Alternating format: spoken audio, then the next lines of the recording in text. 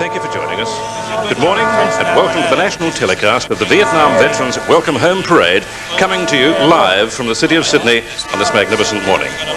The march today commemorates the 25th anniversary of Australia's involvement in the Vietnam War. Australian men and women were there for 10 long years until December 1972. And then, in an awful irony, when we did get out, with the last of our men, it was under the cover of a Gallipoli-style deception plan involving dummy drops and simulated activity. It was Anzac Cove all over again. But at least, in a great tradition, our boys were home for Christmas. 50,000 Australians served in Vietnam, to be exact, 50,001. And by general consensus, they were perhaps the finest troops, soldiers, sailors and airmen, ever dispatched from these shores. Well over 30,000 of them were regular Army career soldiers.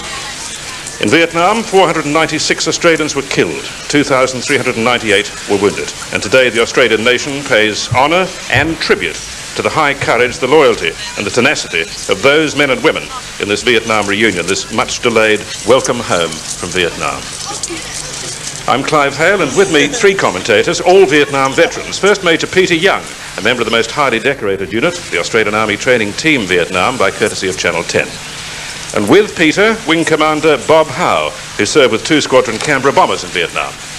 And also with us, the current captain of one of our major fighting ships, HMAS Brisbane, a Vietnam veteran herself at present alongside Garden Island, Captain Robert Walls, who served in Vietnam waters in HMAS Hobart.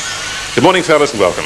Good morning, Clive, and this is a day I think we've all of us, all the Vietnam veterans, been waiting for a very, very long time. We've got wonderful weather, and I think it's going to be a very, very memorable day. What do you think, Bob? Yes, indeed, Peter. Good morning, everyone. It looks like great weather for the march, and I would also suggest for sailing. Don't you think so, Rob? Indeed it is, Bob. Good morning, Peter. Good morning, Clive. And a warm Navy, Army and Air Force welcome to all our ABC viewers. Right, well, it'll be a few more minutes before we actually join the parade, so as we wait, let's turn the clock back to recall the men and the mood and the deeds that were the 1960s when all we celebrate today began. It's a Monday morning in the Republic of Vietnam. You're listening to the Dawn Buster on the American Forces Vietnam Network.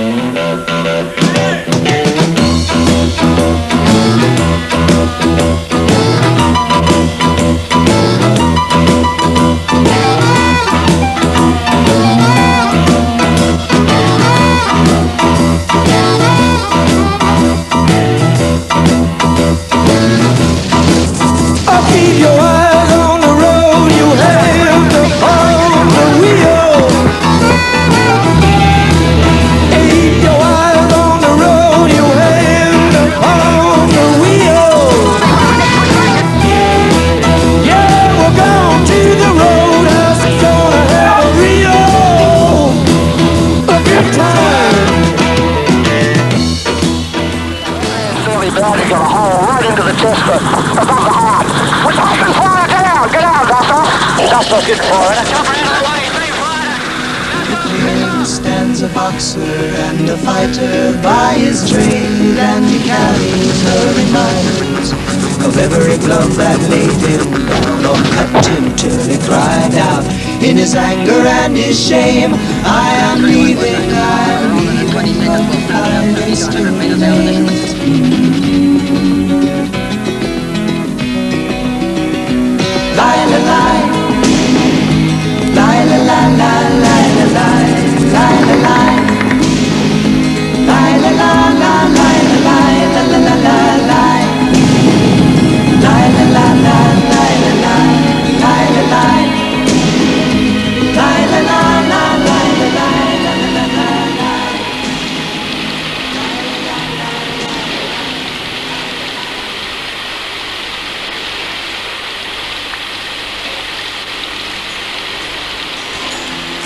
Take me on a trip upon your magic swirling ship.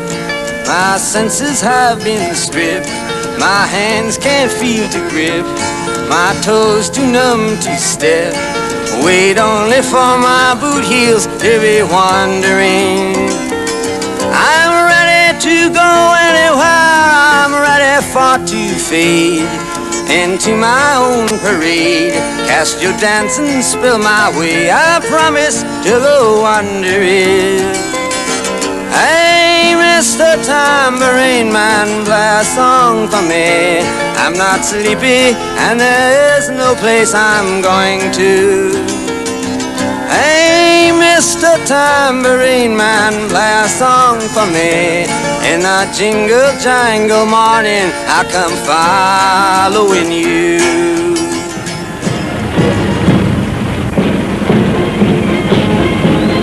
Do you think these young servicemen should be going to Vietnam? I don't disagree with this, sending the young lads to fight. I think this should be a professional soldiers' war only. I have a son that is in the National Corps, and he'll probably go in time, and I'm a widow, and he's my only son. And therefore I've got a face to say, why should anyone else? I don't think it's fair at all. We need them over here, not over there. We weren't called over there. Why did we have to go? We're really only sticking our beak in.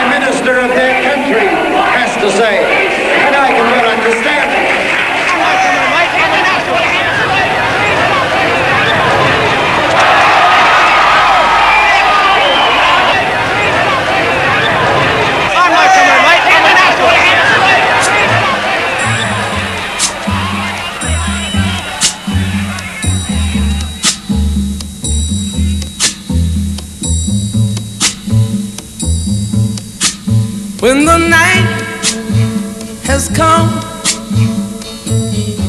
and the land is dark and the moon is the only light we'll see. No, I won't be afraid. Oh, I won't be afraid. Just as long as you stand by me. So darling, darling, stand by me. Oh, stand by me. Oh, stand by me. Stand by me. If the sky that we look upon should tumble and fall, or the mountain should crumble to the sea, I won't cry, no, I won't shed a tear. Just as long as you stand by me. And welcome back to the streets of Sydney on this Vietnam Veterans Reunion Day. We're waiting now just for the leader of the march, who will be the blinded and disabled Vietnam veterans. While we are waiting, Clive, it's interesting to see that on this saluting days we've got the highest authorities in the land paying tribute to these men. And in fact we've had messages from overseas. That I do in fact here have a message from the President of the United States, President Reagan. He says, "The national reunion of the Australian Vietnam forces presents a welcome opportunity to honour the sacrifice and achievement of those who fought to defend the freedom of Vietnam and Southeast Asia from communist aggression. 4 times," he says, "this century, Australians and Americans have joined together to safeguard our precious liberty by force of arms. We pray that we've seen the last of such fighting. But more than that, we pray that we will one day live in a world where every nation is home to the freedom and justice that have been our birthright."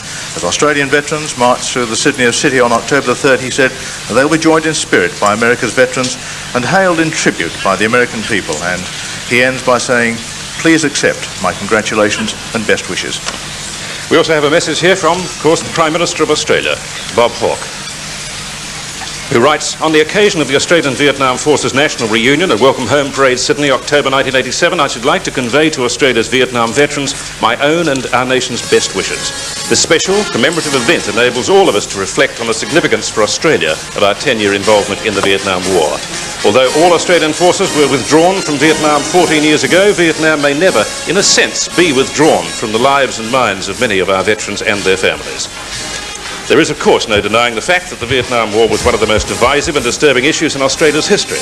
But equally, whatever our individual views on the merits of Australian involvement, all of us acknowledge the courage, the dedication and the sacrifices of our forces in Vietnam. In that conflict, they demonstrated once again the traditional valour and professionalism of the Australian services.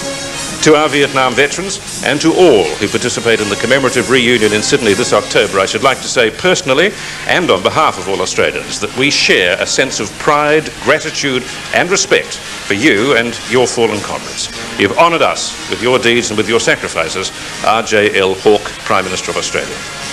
And whilst we're waiting, it might be interesting to know that this whole march was organised by the diggers themselves. There were no generals involved. In fact, of course, there was a patron, that's General Sandy Pearson, who gave them the cover. But the whole thing was organised by the diggers themselves, who were in Chicago in 1986. And they saw there a march which was organised for the return of American veterans. And I was told there was something like 100,000 Americans lined the streets as some 20,000 American veterans marched to the streets of Chicago. Now, they brought that back. And a public company was formed which consisted of 32 of them. And once all the formalities were completed, they went to the RSL and they found an enormously helpful ally in Sir Colin Hines of the New South Wales branch of the RSL, who I think perhaps personifies the bridge between the older soldiers, the older diggers of World War II, and this new breed of Vietnam veterans. And the RSL in New South Wales offered every accommodation, and they've given them an enormous amount of support.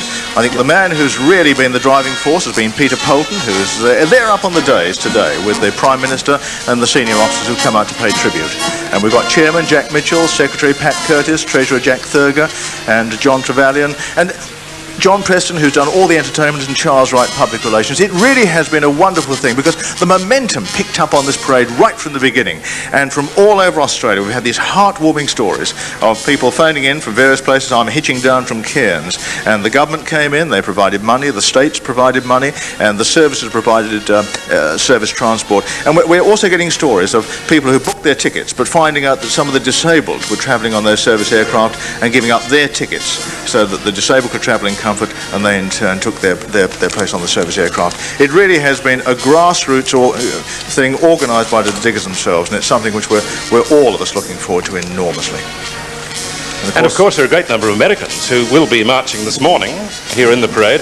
They've come over in their many hundreds. Well, that's the nicest thing about it. We've not only got Americans, we've got South Vietnamese, we've got Koreans, and I believe we've got a few Thais. But one of the nicest things today, Clive, is I'm not the youngest of the lineup of diggers. We normally have an Anzac Day. I'm happy to say we've got two other veterans with us who also served in Vietnam. In fact, it'd be interesting, Rob, where did you serve in Vietnam? I served in the Hobart. She was the first of our destroyers deployed up there. We had to change our ensign, I remember, in March 1967 before we went north. Changed from the old British one and put on the Australian one and proudly went away.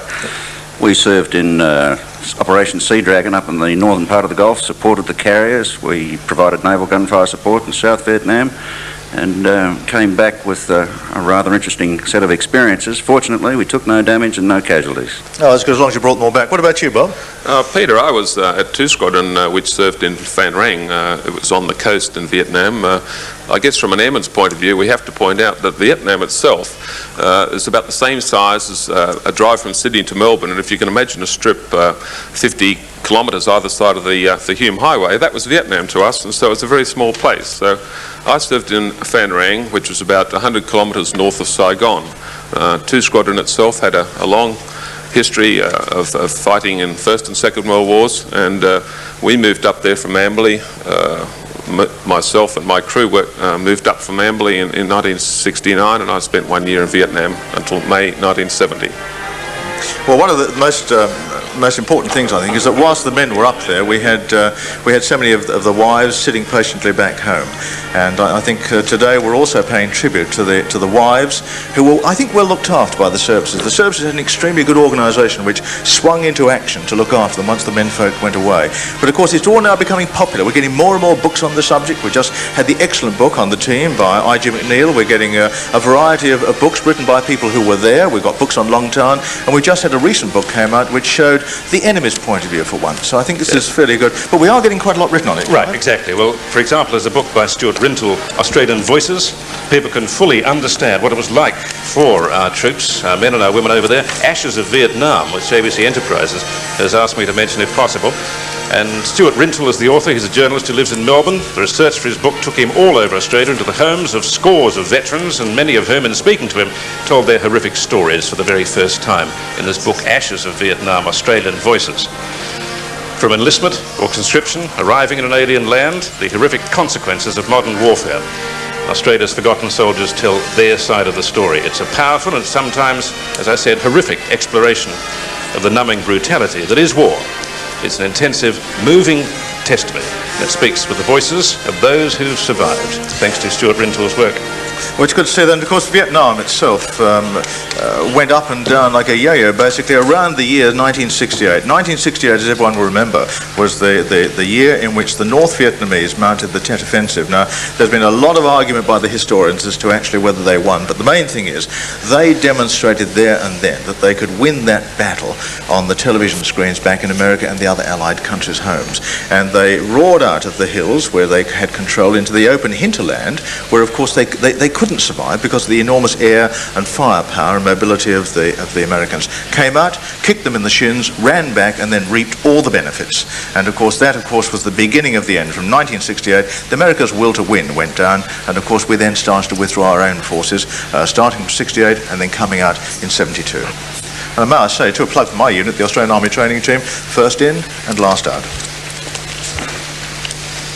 Well, obviously, things are now beginning to happen here, Peter. They're a little behind, yes. But what are we seeing now then, Clive?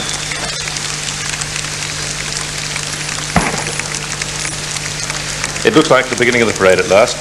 Yes, well, one of the good things about this too is that the nurses are being given a very, very important pride of place. If you remember the Anzac Day, every time the nurses come by, there's almost anyone who's ever served in the services stands up when an army nurse or an air force or a naval nurse marches by, and it's good to see the generosity of the spirit of these march organisers, who've included some of the World War II people as well. They've included their disabled. They have looked after their disabled, perhaps as no other group of veterans has ever done.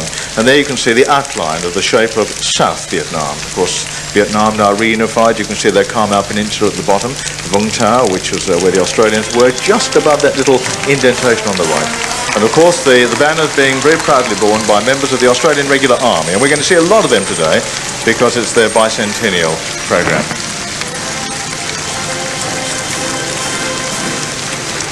I think we've got some World War II veterans there as well. But again, as I say, this is an all-embracing thing. There's been no arguments at all. War correspondents have been properly accepted for the very important role they played. Nurses, Salvation Army, everybody who served in Vietnam has been welcomed with open arms. That's right. The parade being led here, as you see, by the Vietnam veterans who returned disabled, some of them blinded, but they're clearly in great cheer today, is the men whose services resulted in a lifelong disability. For them, perhaps more than all others in this parade, this is the moment in which the cost that they paid in service to their country is justifiably recognised. Today they travel proudly with their mates, acknowledging the cheers and greetings of the crowd. Well, it's beginning now, and of course this parade couldn't have been organised without the full cooperation of the Australian Regular Army, which is taking a very important part in the bicentennial programme in next year, and also the Army Reserve, which is now fully part of an integrated force. But of course many of those Army Reserve, CMF as they were, went up there as observers, and we'll see them later. But I think full tribute to the way in which the government, long last perhaps, and the way in which the forces have wholeheartedly put their support behind the Vietnam veterans on this, their own march, 25 years after. 25 years after the first Australian ever went to Vietnam in, I think, July 1962. I think we can see some of the Vietnam veterans themselves coming through now, Peter, on the screen. I think we get some of those World War II ones have gone past. We're now seeing, yes, you can see the very distinctive medal ribbons. Very distinctive Vietnam ribbons. You can see that white and green, the star, which is the Vietnam Award, Vietnamese Award, which is the most distinctive one. Well then, Bob, what about there? What are we seeing there? Yes, indeed. We have the veterans of Vietnam. First of all, the Caribous, followed by the Huey Iroquois helicopters, which served with the RAF in Vietnam. The Caribou itself was designed as a specific short takeoff and landing aircraft, which was on its way back, in fact, on delivery from America to Australia, from Canada to Australia, in fact, and well-known Wallaby Airlines became a regular and reliable service in Vietnam to all servicemen. Oh, more than reliable. I remember those the Wallaby Airlines, Bob. The Special Forces outpost. You get an Australian Wallaby airline going into a pocket handkerchief, and they'd suddenly drive off the end of a cliff, and they'd disappear for about 5 minutes as they were trying to gain height down a valley, and then reappear again. It was a wonderful flying. Now, as you see, we're looking right down George Street, right to the top there. You can just see them coming to our camera range now in the Land Rovers. The Vietnam veterans who returned disabled, and indeed some of them blinded. Mines must have caused some horrific injuries there. Regrettably, most of the casualties came from mines, in that mines were laid to try and keep some of the Viet Cong away from other areas of the province, Phuoc Toi province, which the Australians operated. Unfortunately, no barrier is a barrier unless it's covered by fire, and some of the Viet Cong came along and picked up those mines, and of course we suffered some very heavy and horrendous casualties. Plus, of course, the jumping jack mines, which everyone learned to fear and dread because they'd jump up to about waist height and explode, and they caused so many of our casualties. Of course, the idea is, as always, I'm just dreadful to get so clinical, but in World War II, World War I, a machine gun was always aimed at a man's waist because, of course, there was the psychological problem, but also a wound there kept him in hospital for a much longer time. That's right, and two or three other combat men out of combat, carry them back. The idea was to maim somebody rather than to kill them, because you then place that additional demand upon your hospital services. Clive, I noticed we've got a lot of people here lining the streets. The dawn service this morning certainly had a large crowd, I believe in excess of 5,000 people. That's right. It's one of the figures mentioned was 7,000 people at the dawn service this morning, which was absolutely magnificent, and I think a greater figure than we normally get on Anzac Day. But I think there's a very special feeling about this day here in Sydney for the people lining the streets, and I'm sure for the Vietnam veterans. This is recognition at last, coming 15 years after their return. Well, 25 years too late, but again, on this occasion, the veterans are a few minutes late. We're still waiting for them to come into view, but it does give an opportunity to give that overall idea of what it's all about and the enormous amount of public support which we're seeing. Yes. And of course, it was such a harrowing war because it wasn't a front where you could be at a front as in World War I or perhaps fighting very hard in World War II in the Western Desert.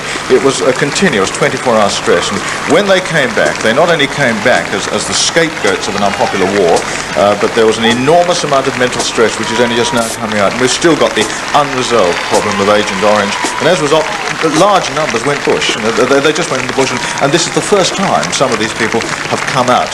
And they're calling them closet Vietnam veterans. The first time after 25 years that they've now come out and demonstrated that they are proud to be Vietnam veterans, and they're proud of the fact that that enormous crowd, you see, they're far bigger than the Anzac Day crowd. That's right, and listen to this applause.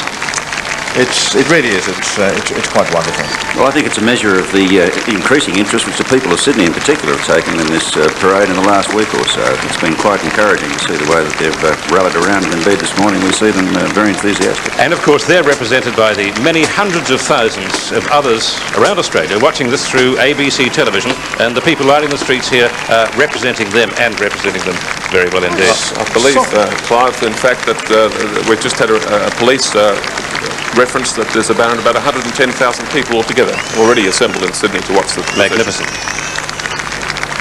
And young people in the preponderance here. Well, of course, that's the thing we see now on the Anzac Day. As Rob said, there was an increasing interest, and all of them holding Australian flags. It's always wonderful to see.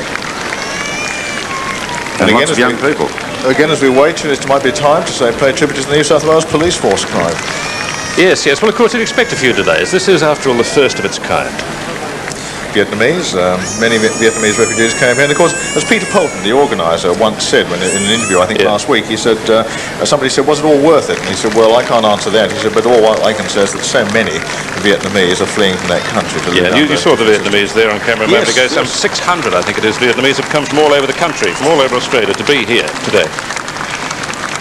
And a big group, I understand, from across the Tasman in New Zealand. And of course, we'll have New Zealanders marching here today too. Oh, indeed. It was an Anzac organisation. They were brigaded together in the headquarters Australian Task Force and provided gun support, invaluable gun support. And a whole host of countries. There are Filipinos, Thais. They were all at the dawn service this morning. Yes, Koreans. I think they're all being represented here. And it's good to see once again, as in our Anzac Day marches, the mounted police of the New South Wales Police, the oldest formed unit.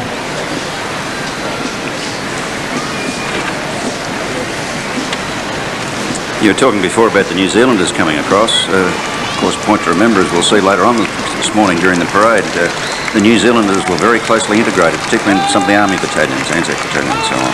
Oh yes, because as I say, they provided gun support, and there's simply no difference because most people went to the same Densmore military academy, at least in the army, and most people trained together, and it's just a normal thing. And despite the present problems of ANZUS, we still have, luckily, these very, very close bilateral links. From the Air Force point of view, we also had a lot of close collaboration too, both in the forward air control area. Look at that. Welcome home, Dickers. Isn't that great? Isn't it wonderful?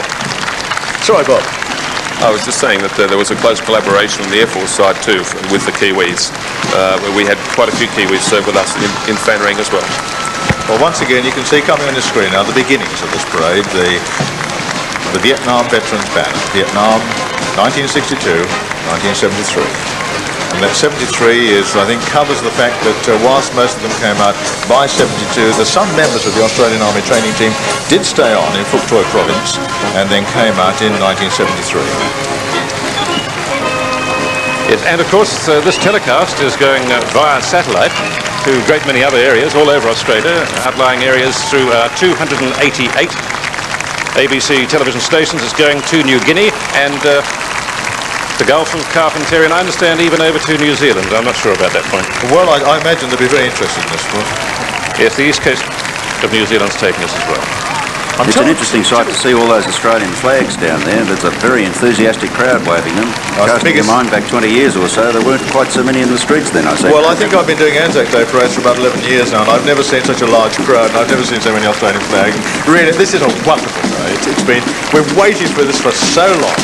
And it's now happening at long last. And it's going to be a very long parade, but of course these young lads can take it because they went in 1962, the average age then, say 21, they came out in 72, again the average age 21.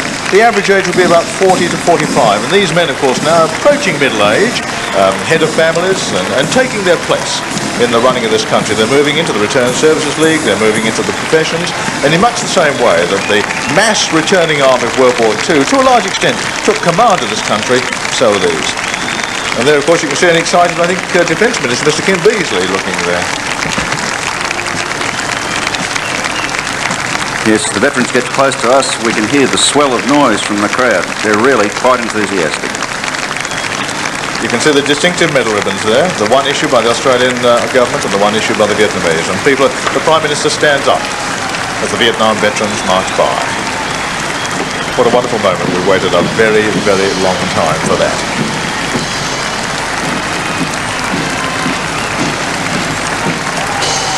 This could be a fairly long march today, Clive, as we're starting a little bit late.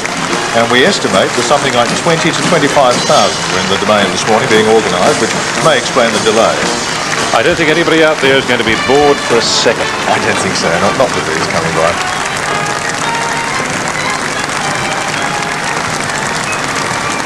I see that sign there says, welcome, it's about time. Well, indeed, it is time, isn't it? And of course, the Vietnamese flags, that's the Republic of South Vietnam flag, which we just saw. Now here we are once again. We're now getting into the main part of this parade. We've got the New South Wales Mounted Police, which always do such a fine job in these. And behind them, which we'll see in just a moment as they come into closer view, we've got the Light Horse Association. Now, of course, these are not the original Light Horsemen. We've got so very, very few of those left to us. But it's an association which keeps the traditions, the uniforms, and all the old ideas of a unit which goes back to the beaches of Gallipoli. And their presence today, I think, gives this link between World War I, Anzac, Gallipoli, and Vietnam.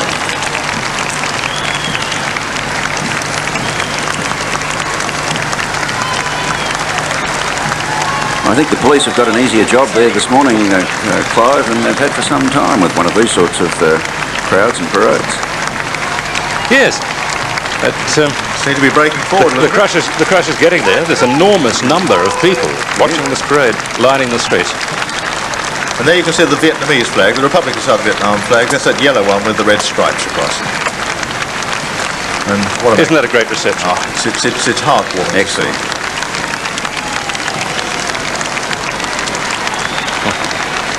It looks as they're breaking the barriers and coming onto the street. Yes, perhaps I was premature in my remark about the police. They might have to work after all. It's always a fine sight. New South Wales Mounted Police.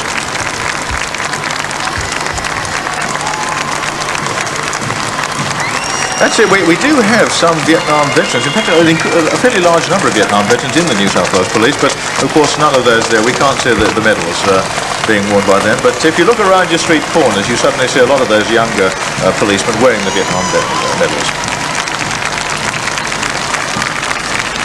Okay, I think now behind the light horse, which will take us back to Gallipoli, you're going to see one of the most moving things I think we've ever seen on television for a long time.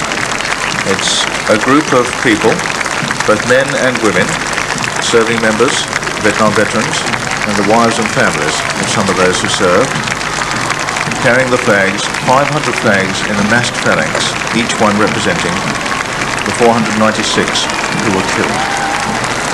The 496 servicemen and the 4 civilians who never came back.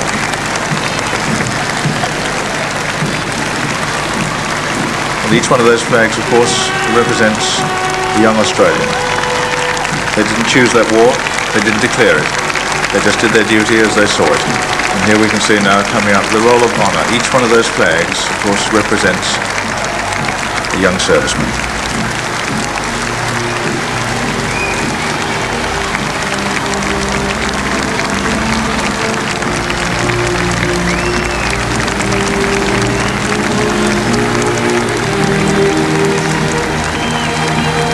$500 young men who did their duty as they saw it. They were not marching today, but personified by those flags.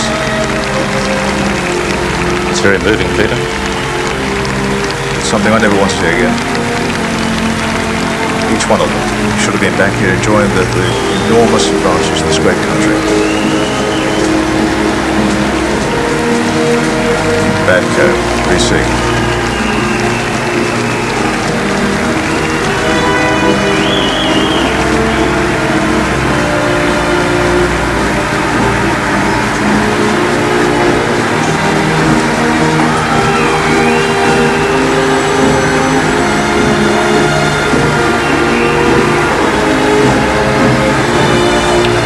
Really nothing can be said as you watch this list of names go by. Each one of them, each flag, a young Australian soldier. Hearts go out to their relatives. In fact, some of those... Fathers, brothers and sisters, friends. There are mothers and fathers and sons and daughters carrying the flags.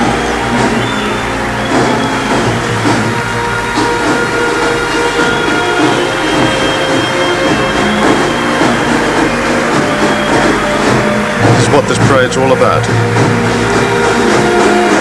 Each one of those 500 have now come home, and they'll never ever be forgotten because this parade will go on, and each one of those flags, which will be given to the relatives of those who never came back, will still march with those soldiers. And each one of those soldiers there is going to remember those who fought alongside them and who didn't come back, didn't get the benefits.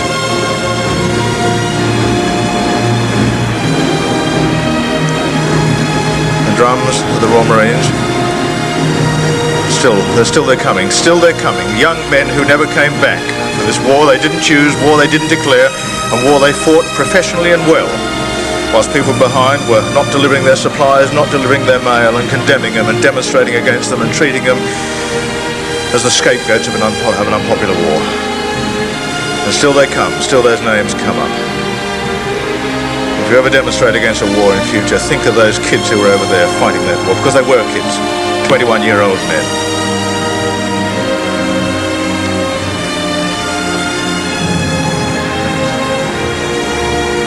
Remember, as we come to the end of this tragic list, that it wasn't just Australians who were there.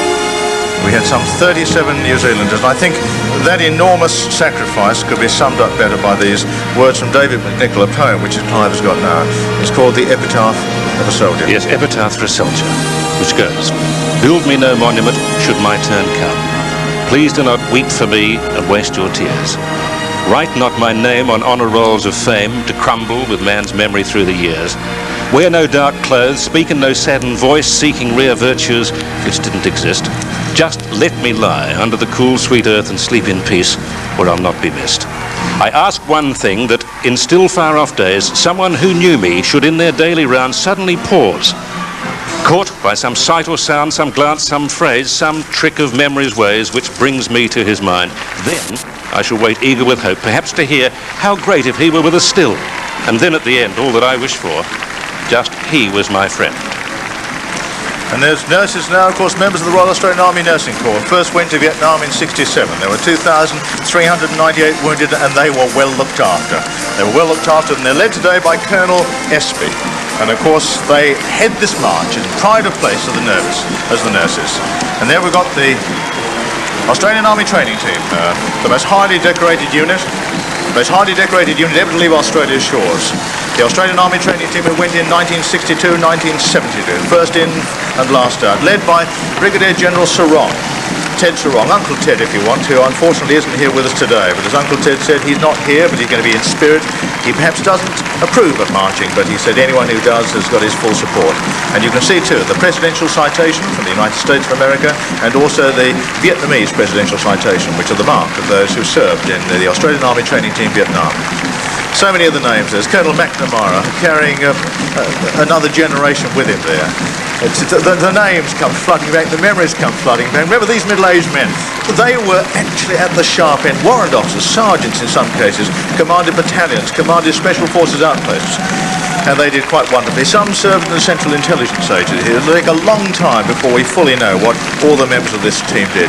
And they're very smart, eyes wide. The Australian Army Training Team coming past now. Colonel McNamara, one of the commanders. I might say they're marching as well as they did when they were first formed at the Army Intelligence Centre in 1962. That's a magnificent effort, Peter, this highly decorated, the most highly decorated Australian unit. What was it, 4 VCs, 2 DSOs, 3 OBEs, 6 MBEs, 6 MCs and 20 DCMs? Indeed. I can see the Navy banner coming in there for the Vung Tau Ferry, Peter, and you can hear the sounds of the RAN Support Command band striking up Hearts of Oak. Well, of course, what a wonderful stirring sound. Well, I think we missed the commanders, actually. We do have an Army, Navy and Air Force commander. Who was leading the that was Commander Bob Burns, George Medal for his activities in the Melbourne and the Evans collision, but he was the second leader of the clearance diving team the Navy put into Vietnam. And who was Air Force? Leading the Air Force was ex-Corporal Snow Coghlan, who featured in a helicopter rescue in Vietnam, and in fact was awarded the Conspicuous Gallantry Medal for that effort. There we've got the leading placards for the Royal Australian Navy and the ships that served in Vietnam. Sydney leads. Why is that? Indeed. Sydney was the first one to go in 1965, made 22 trips, Clive. And now, there it is, HMAS Brisbane, I see. She was selected today to lead the DDGs, Vietnam 69 to 71, and a ship, of course, that I'm very proud of. I think somehow we slipped by. Well, I'll interrupt for a moment. You can see just in front of the banner there, Rear Admiral Ron Calder. He's marching proudly with all his Vietnam medals, member of the ship's company. We missed, I think, the March commander, General Pearson, Major General Pearson, who slipped by us, and also we didn't see the Tri-Service Guard of Honour. I haven't seen it so far, but of course they may be out of order. No, I think they're slightly out of order this morning. We didn't get them. Well, the Royal Australian Navy, of course, served in Vietnam, 65 to 72. Great skill, great dedication. Logistical transport of men and equipment between Australia and Vietnam. In fact, and just coming onto the screen now, Clive, you can see, well, I can see behind the pipe band Captain David Farthing, and on the right, the man who took the ship first into Vietnam, Rear Admiral Guy Griffiths. He already had the DSC before he went, and he won the DSO up there. He was an excellent commander. We've also missed, I think, the VC winners. Mr. Keith Payne, VC, should be marching this morning, and Dasher Wheatley, George Wheatley, this is being represented by his son, and Mrs. Helen O'Hagan, the niece of Warrant Officer Simpson, and also Miss Kim Badco are marching. And with Perth coming through now, you can see the placard indicating that HMAS Hobart's team are coming up well. Vice Admiral Sir David Leach just passing there. I must say, Rob, they're marching well for sailors. Well, indeed they do. Indeed they do. Smart bunch. Max Solomon coming through on camera, I can see. Here comes Vendetta. She was the only Australian-built destroyer ever to serve in Vietnam. Did one trip under the command of Eric Johnson, who's now the Administrator of the Northern Territory. They look a pretty cheerful bunch for sailors marching up a street in Sydney on a Saturday morning. I think they can rightly be proud of what they did there. I'm not sure if we saw the Navy March Leader Commander Robert James Burns, did we? He's the officer in charge of the 2nd No, we didn't see Clearance him go Diving through. Team. We missed him. Sorry about that. He was Team awarded coming the in George here, Medal Canberra for now, bravery, of Clive. course. It's Clearance Diving Team 3. They were a small group. Only 49 divers went to Vietnam. Very dangerous jobs they had to perform. They were the most highly decorated unit the Navy had. Of those 49 people, they got 29 honours, awards, medals for bravery and so on. A fine bunch that did a very, very difficult job. We've got to remember too that this was a combined arms service. It was a combined arms operation. Everyone was so reliant upon everybody else. The Army relied implicitly upon the Navy, as they always have for transport, and they relied upon the Air Force for their ground support. And here we have coming in camera the Navy's helicopter flight in Vietnam. They were integrated into a United States Army team. Worked there very well. They took most casualties of any of the Navy contingents that went to Vietnam. And as a matter of interest, I mentioned Captain David Farthing a few minutes ago, leading the Hobart team with Admiral Griffiths. He won the DSC as one of the command and control pilots in the helicopter flight. As in the roll of honour, of course, in the REN helicopter flight to Vietnam was Lieutenant Commander Patrick John Vickers, Lieutenant Anthony Austin Casadio, Petty Officer O'Brien, Cedric Phillips, Acting Sub-Lieutenant Anthony Jeffrey Havlin, seating aircraftman Noel Irwin's ship. These men. Now, here's another interesting one, Peter. You were mentioning about the combined arms and everybody getting together in this joint approach to warfare. There's a case where the RAN supplied helicopters to 9 Squadron of the RAAF for the activities that they performed in support of the Australian Army Task Force. Well, in fact, Rod, they supplied people and served with the 9 Squadron. In fact, it was nostalgic last week to notice that in Canberra, 3 Iroquois helicopters flew over Black Mountain Tower to, in fact, notify that the aircraft had finally paid off from the Navy helicopter flight. A sad day. Oh, here we are. We're now coming up to the Army, of course, is now through. The reason why we did have such a small Navy contingent, of course, the Navy played such an important role. Firstly, in the ferrying of troops, and then secondly, in providing offshore gun line support. You know, it couldn't have been done without the Navy, but it was primarily a land war.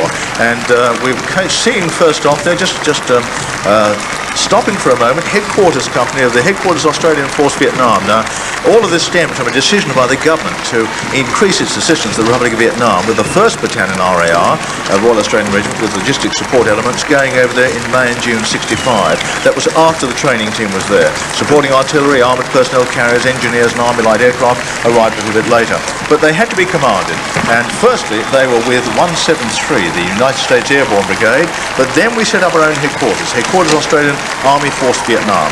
May 65, May 66, then it changed to Headquarters Australian Force Vietnam, then to the Australian Army Assistance Group Vietnam, with, of course, the Task Force Command in Phuoc Toi, where the Australians had complete carriage of the operations in Phuoc Toi, apart from the control of the Vietnamese effort, which was done by the Americans. And now we've got the 1st Australian Task Force, which was set up because the battalions went in there, firstly 1, then 2, then 3, and then of course came out in reverse order. But at the height, we had a full task force with complete supporting arms and logistics. And of course, we had the support elements at Nui Dat. The commanders now say of Australian Force Vietnam, firstly Major General MacDonald, then General Hay, General Fraser, General Dunstan, and then Brigadier Geddes with the Australian Army Group.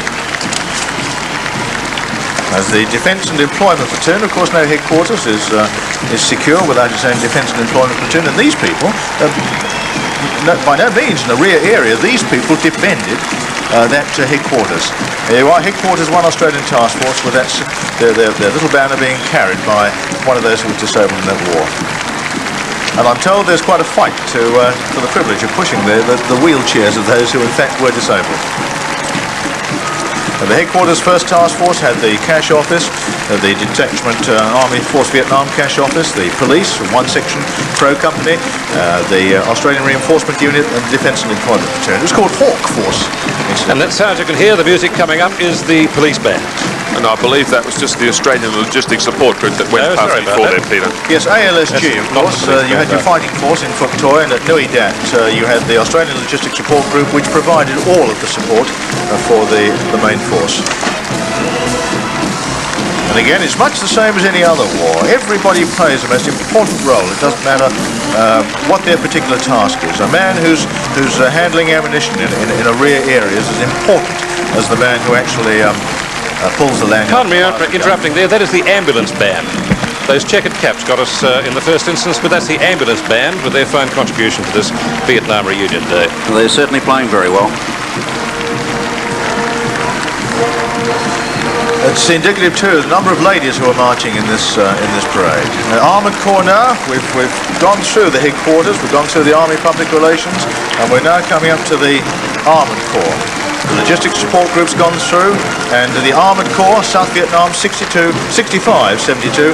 It was the 1st Armoured Personnel Carrier Troop, 1 APC Squadron, A Squadron of the 3 Cavalry Regiment, B Squadron 3 Cav, A Squadron 1 Armoured Regiment, B Squadron of the Armoured Regiment, C Squadron 1 Armoured Regiment, and Detachment 1 of the Forward Delivery Troop. And of course Normie Rowe should be in there somewhere.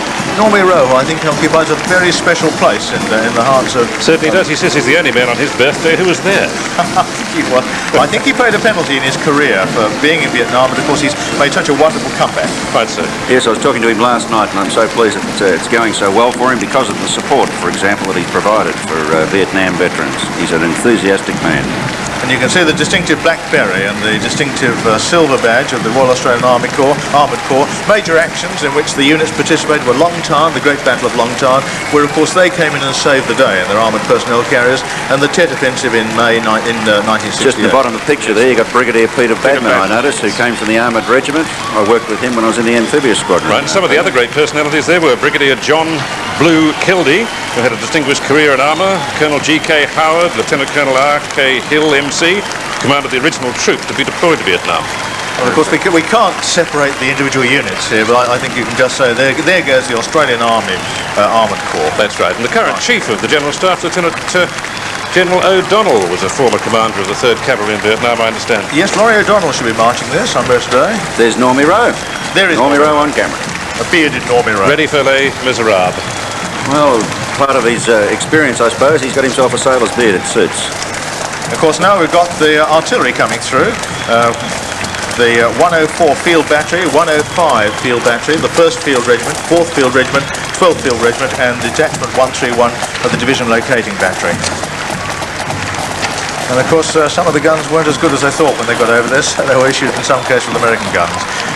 That's right, they took the Italian, wasn't it, that pack howitzer, the 105mm? It was the L5 pack howitzer, but they wouldn't stand up to the pressure of the combat that they were, and the way they were using the guns. So they were replaced with 105M2A2s, I think they were. Yes, they fell apart, unfortunately, I think. And they put charge 70s in it or something. Well, but while in South Vietnam, in 1971, A Field Battery was presented with the Queen's Banner in celebration of its centenary.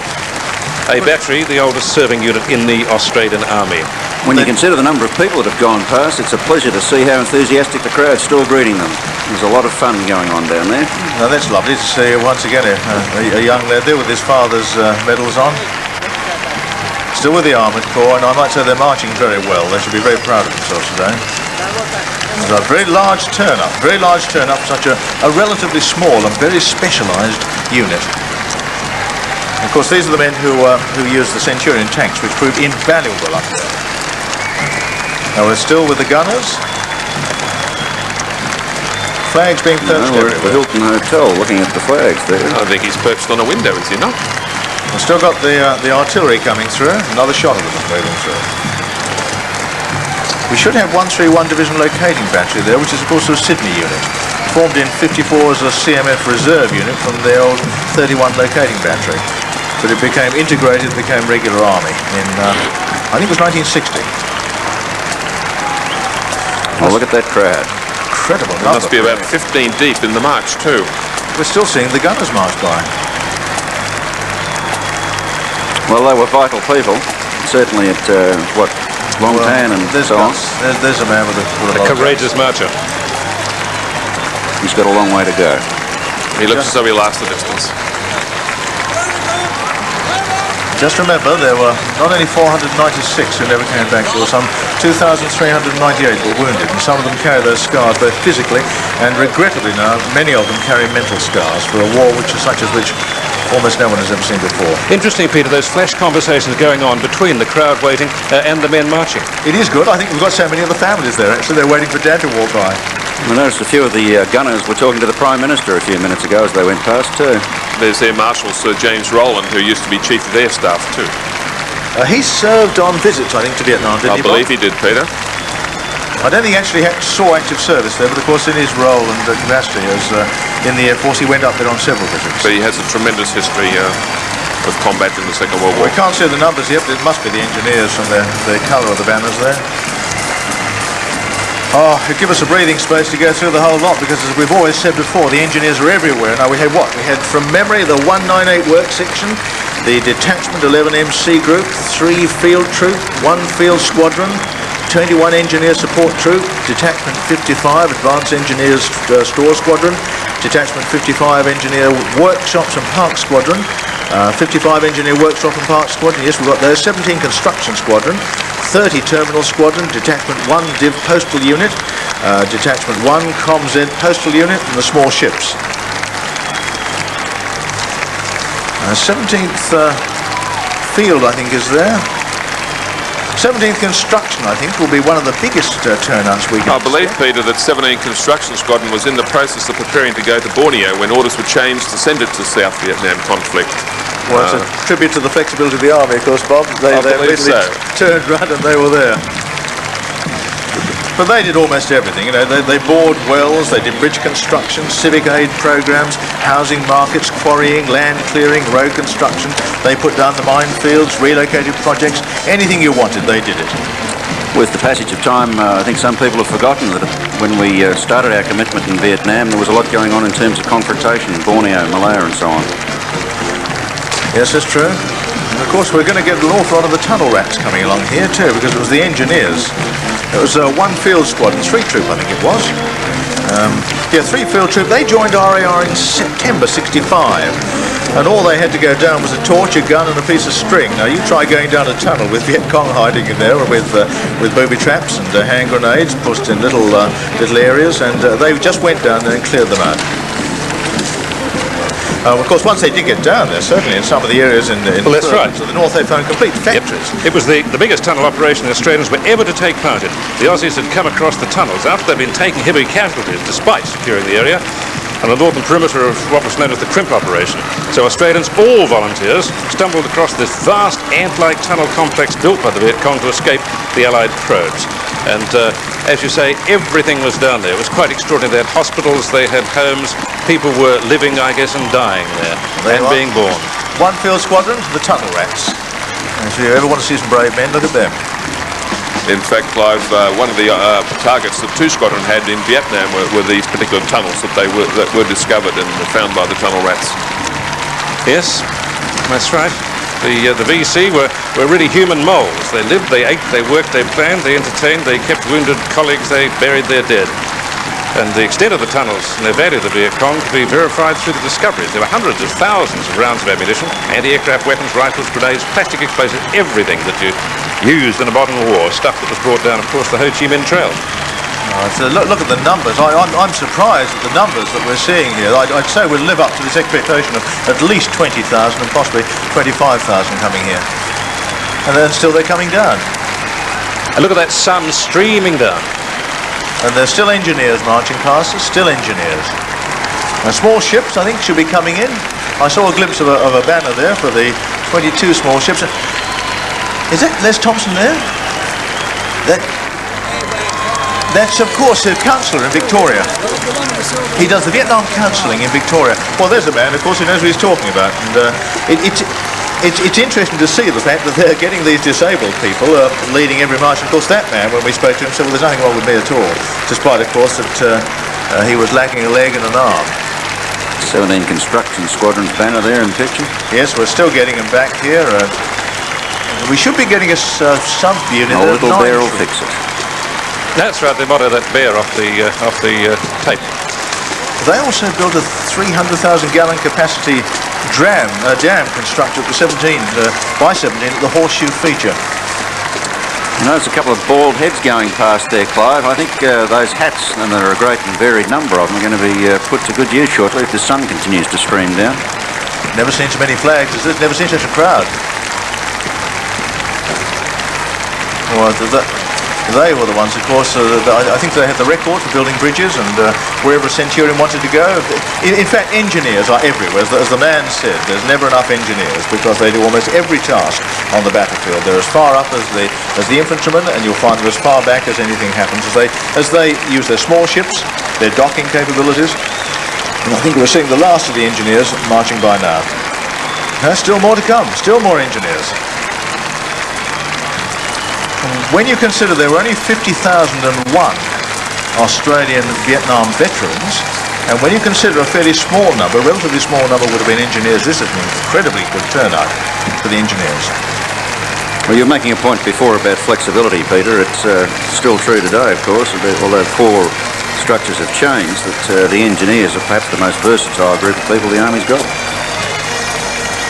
Dare I say it, even we in the Navy learned something from them. Well, pleased to hear you here. Well said, Rob. What have we got now?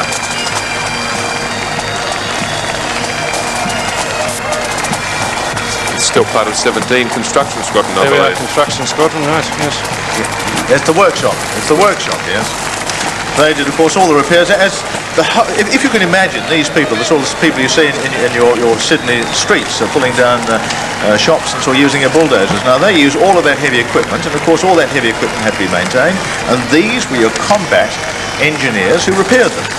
And they'd repair them, they'd do their repairs under fire if necessary, and often did.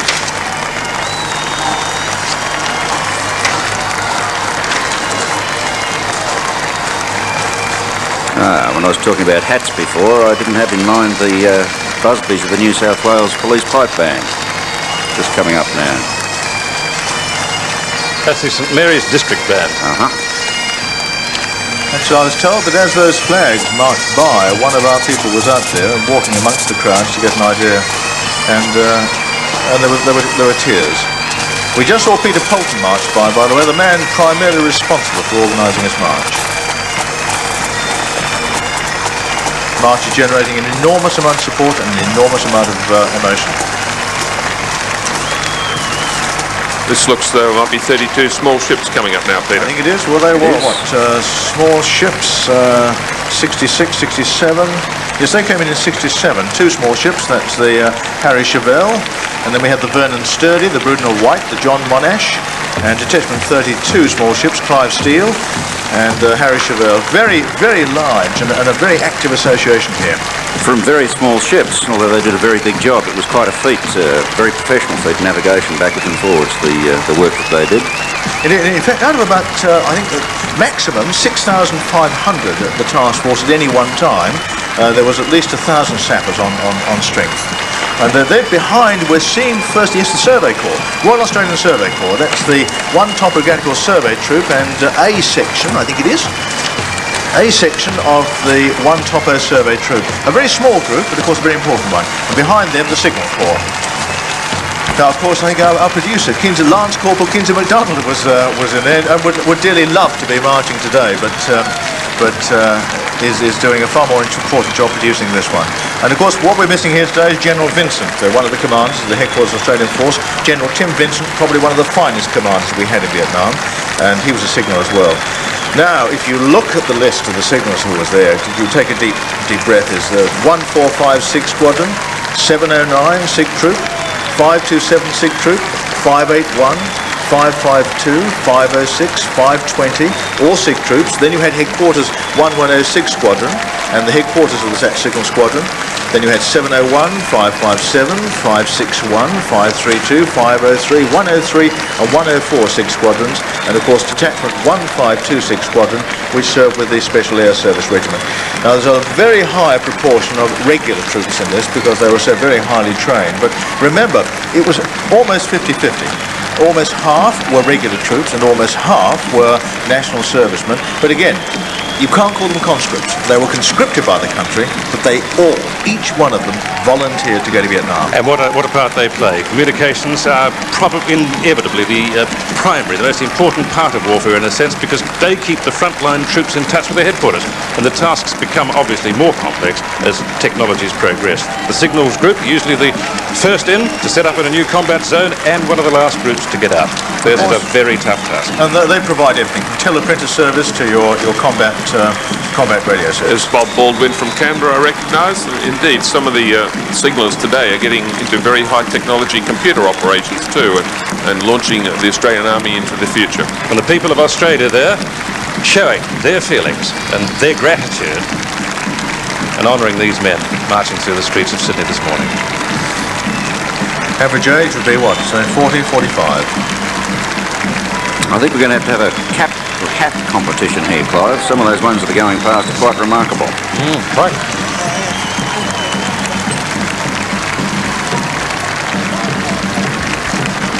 There's 547, the signals troop, just coming through now. Again, a very specialised organisation. I believe they spent 5.5 years in Vietnam from April 66 until December 71. Of course, with the unit being turned over, because in the main, Australian troops served a year. They served a year in country. Well, you were saying before, Clive, about the essentiality of communications. These days with command and control, you just can't survive without effective communications. Vietnam was perhaps the first time when real-time communications to control the details of the battle came to the fore. And the lessons that came out of that, of course, are still being worked with. Quite so, and I imagine you'd like the shores to land where you want them to, too. That's a very, very big group. In fact, I think it's one of the biggest groups of signallers I've ever seen on any Anzac Day. And they're marching just as if they were marching in uniform. Whoever organised that should be pleased with themselves. Signallers deserve every credit for their turnout today. And remember, some of them were involved in some very clandestine signals intelligence operations. But first off, now we come to the first of the great battalions. 9 battalions served in Vietnam with the Royal Australian Regiment, and there's one Royal Australian Regiment and C Company, 1965-66, and their second tour, 68 to 1966. The crunches, the people who actually make it all happen. The only arm which can take and hold ground. And I'd be interested to see an aerial shot of these. Pride of place, of course, they've got. There's John Rowe, the author, who also served in the Army. No, he wasn't in the Army training team. John Rowe was with 173 Airborne Brigade. John Rowe lives in Sydney.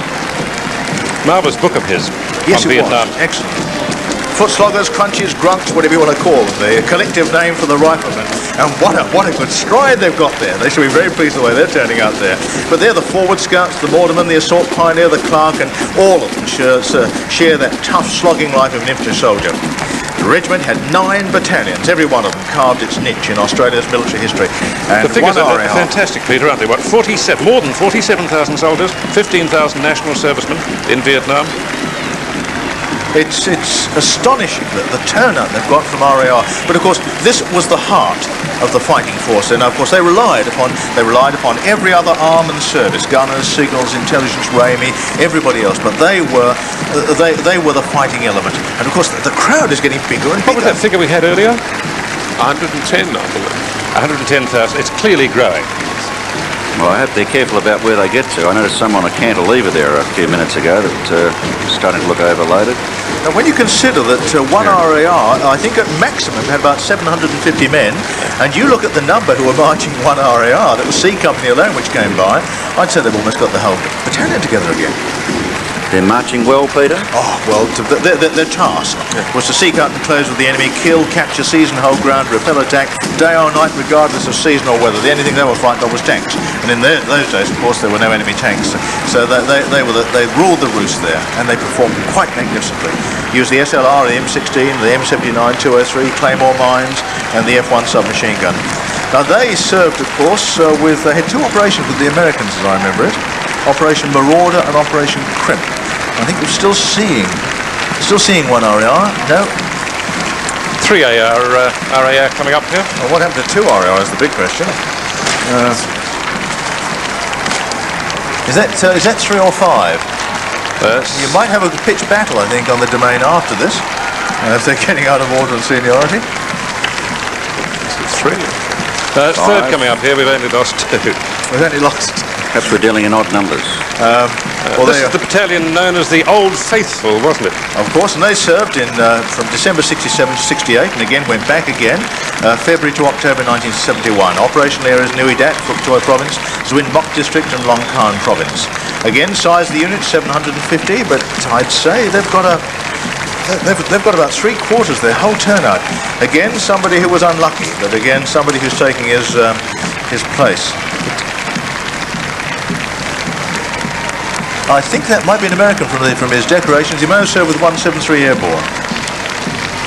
Well, he's holding the right flag today. Well, of course, 3 ARA is now part of 1st Brigade, isn't it? Based at Holsworthy in Sydney, and I think it's the parachute battalion of the Australian Army. Yes, they're the one who are completely ready to jump. Have you got those two coming into the bottom of the camera there, just in front of the sign? No, passing through. Limping their way along, but with a proud stance to their shoulders. 3 RAR, sorry, 3 RAR. We're still on 3 RAR. Of course, their battle, they had Operations Balaclava, Bordertown and Skyville. And they also mounted Operation Coburg.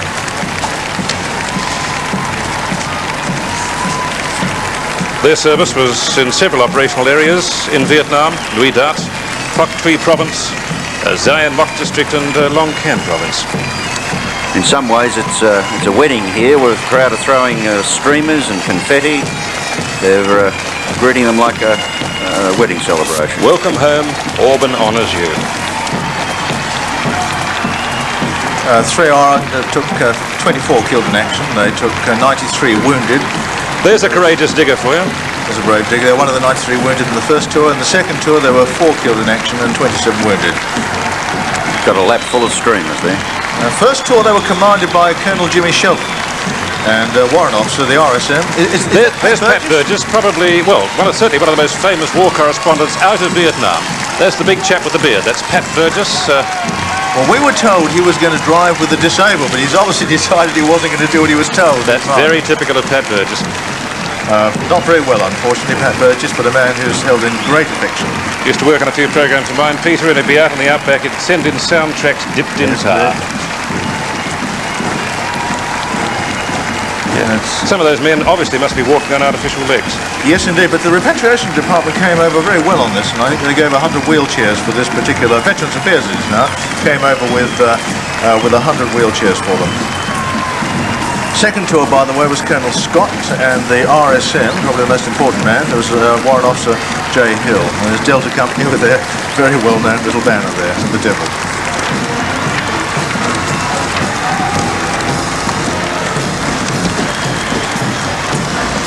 Never seen such a turnout. Look at the pride on those faces too. I think Doc Lippett was to be in here too. He was known as the bulletproof doctor. Duntrine graduate at 46, left the service, got his medical degree and joined the Navy in 57. Lost the tips of 3 fingers due to frostbite after being buried alive whilst returning on an Antarctic exhibition, then went to Vietnam. And here we have 4 RAR coming up. We're still missing 2 RARs, so there may well be a...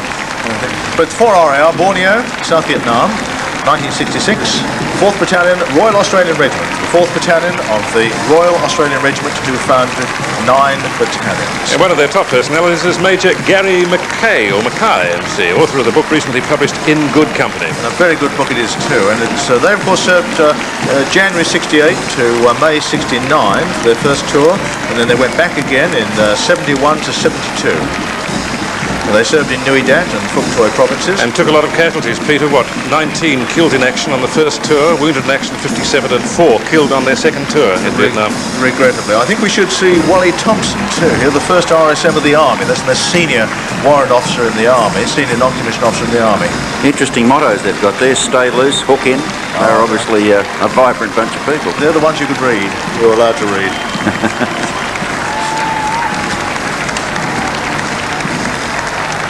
Look at those hats. Some look as if they may have been, to put the best face on it, American gifts. They may have been. But what a magnificence. What a magnificent turnout. Look at that. They're marching for 12, 14 or 15 abreast. And again, I come back to the fact there were 750 on average at any one time in that battalion. And they're almost fielding 1 complete battalion now, or probably more, as they march past. And remember, half of them were national servicemen. There must be a full battalion. There must be at least be a full battalion of 4 RAR. And we're told that these people have come from every corner of Australia. Some have hitchhiked in, some have come first class, but the determination of these people to be there when they were told that they were going to have this first and probably last reunion. I understand the Army has been absolutely magnificent in getting these men here into Sydney for today. They've been very good. In fact, the government came across with a grant. The Department of Veterans Affairs came across with a grant. We had the New South Wales state government, and most of the state governments came across with money. And in addition, the Air Force, I believe, made the Boeing 707s and Hercules at the disposal and brought the troops in from all over the field as well. Yeah, Australia has come together for this day. Small gap here, I think. But we should be getting 5 battalion. It's big enough to slip in 2, isn't it? I really would like to know where the 2nd battalion is. Well, it's an interesting thing to look at that crowd just while we've got this break for the next lot coming along. You mentioned coming together. It's reconciliation in a very enthusiastic way. A lot of young people having a good time, enjoying themselves, welcoming back these people. Could it have happened this way 20 years ago? I doubt it. Perhaps it's a good thing the way it's come across this morning. Except, of course, it wasn't their fault in that they were conscripted, and the regular army went exactly where it was told by the government of the day, and they did exactly what they were supposed to do. And probably one of the most professional forces. But when they came back, some of them, instead of coming back to a hero's welcome as they did in World War I and World War II, some of them came back on a night flight. They were met by a cup of coffee by the Salvation Army, and then they were sent straight home again. And in some cases, they went back to homes where wives and other relatives were demonstrating against the war. Of course, it's their democratic right. That's what the whole game's all about. But these people were certainly denied the welcome home and the thanks which they so fulsomely deserved.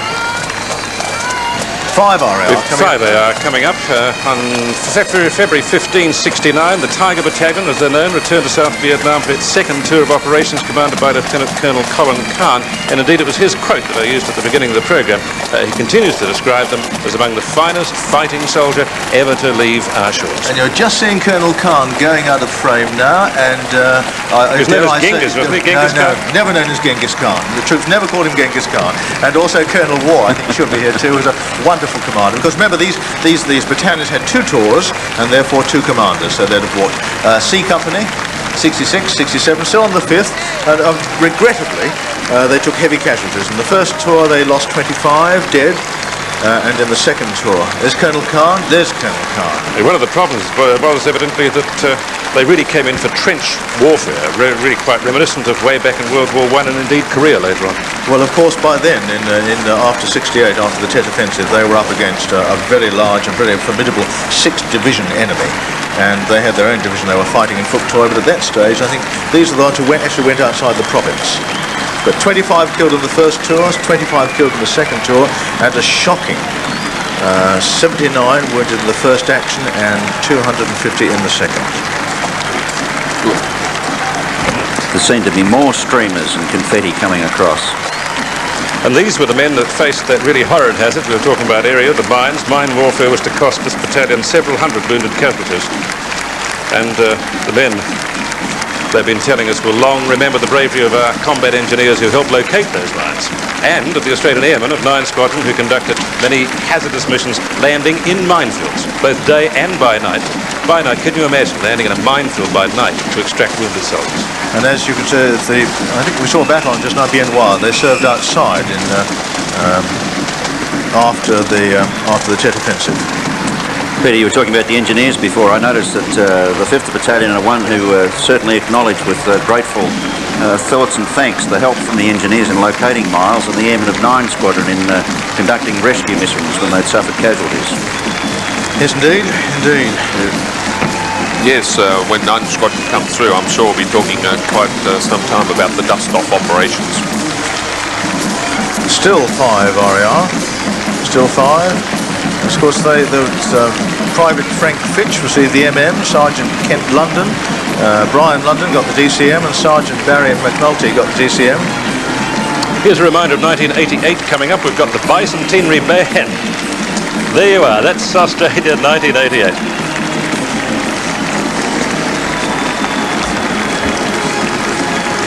They're going to tour all over Australia. There you have it, the musical version of the Digger's Hat. I believe they've just come back from Portsmouth, the Clive. That's right, they'll be going all over Australia, of course. And one of the interesting things is when the first fleet left Portsmouth, this band was there to play them away on their way to Australia, to land here next year as we celebrate our 200 years of history. And they're leading in 6 RAR. 6 RAR, the heroes of Long Tarn. They were commanded for their first tour by Colonel Townsend and RSM George Chin, DSM. The second tour, they were commanded by Colonel What a lovely shot. And caught on the hoof too. I think we should be seeing Colonel Townsend marching by. 6 RAR, of course, the ones who fought the Battle of Long Tarn, where the C Company of under Major Pensioner Harry Smith took on a regiment and beat them. Mind you, with a little assistance, but they held them off all through the night. They just walked into a whole regiment of Viet Cong successfully. One company held off a regiment of Viet Cong until the assistance was provided by the rest of the task force and the armoured personnel carriers coming through. A magnificent fight against incredible odds, and they held, they never broke, and they won. And I believe, Peter, they were also assisted by the RAF number 9 Squadron. I recall very much Flight Lieutenant Frank Wiley, who was awarded the Distinguished Flying Cross for operations in Long Tarn. And he deserved every bit of it, because that battle was fought into the night under a blanket of mist and monsoonal rains. I think anyone who's ever been in that area knows exactly what those rains are like. And these people kept up that battle, and Harry Smith managed to get his platoon commanders and the whole of his company together. They held off until they did get this enormous... Look at that long shot down George Street just shows you this huge crowd here. Well over 100,000 people. All of them obviously enjoying and delighting, and they've been here now for a considerable time. That looks like 7 RAR. Yeah, slightly smaller turnout from 6 RAR because it came from Inogra. But 7, of course, has now come. I'd still like to know where 2 RAR is.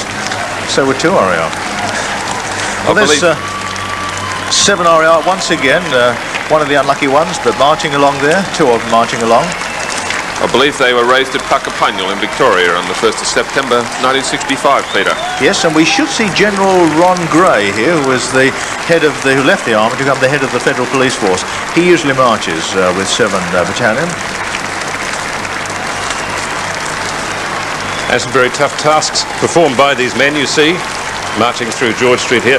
The first tour, the battalion was mainly involved in cordon and searches of villages and towns and search and clear operations throughout Three Province, which could be a very tricky business indeed. Killed in action on their first tour, 16 Australians and 16 soldiers paid that penalty on their second tour. Well, I haven't been able to see Colonel or General Gray as he is now, because he commanded in the second tour. First tour was commanded by Colonel Smith, and it was Warrant Officer Thompson and Warrant Officer Bandy, who were the RSMs.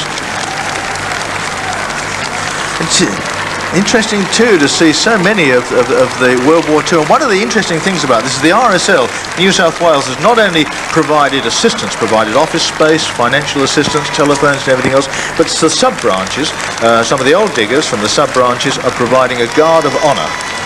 All the way down this street, as there's some of them there providing a guard of honour, paying tribute to these people, and they're very, very proud. I think one of the old soldiers there wiped a tear away for just a moment.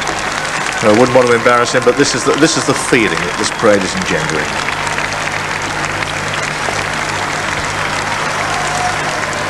Still a large crowd there, and lovely weather for it.